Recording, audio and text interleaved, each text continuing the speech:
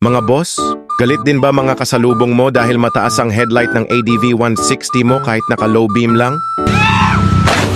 Tuturuan kita kung paano ito i-adjust. Kayang-kaya mo ito ng mag-isa. Kailangan lang ng Phillips screw.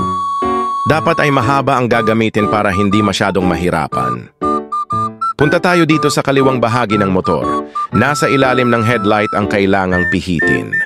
Hahanapin mo lang itong bilog na may mga ngipin sa gilid dahil yan ang kailangang pihitin para ma-adjust ang headlight.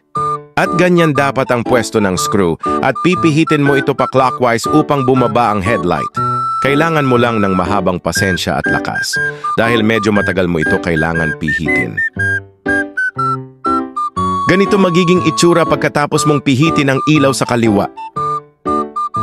At lilipat naman tayo sa kanang bahagi ng motor. Dito ay medyo mahirap hanapin ang pihitan dahil merong nakaharang. Kung makikita nyo itong parang mga ngipin, dito natin itutusok ang screw at pipihitin ulit ng pa-clockwise upang bumaba ang headlight. Pihitin mo lang ito hanggang sa magpantay na ang ilaw. At goods na yan mga boss, ride safe!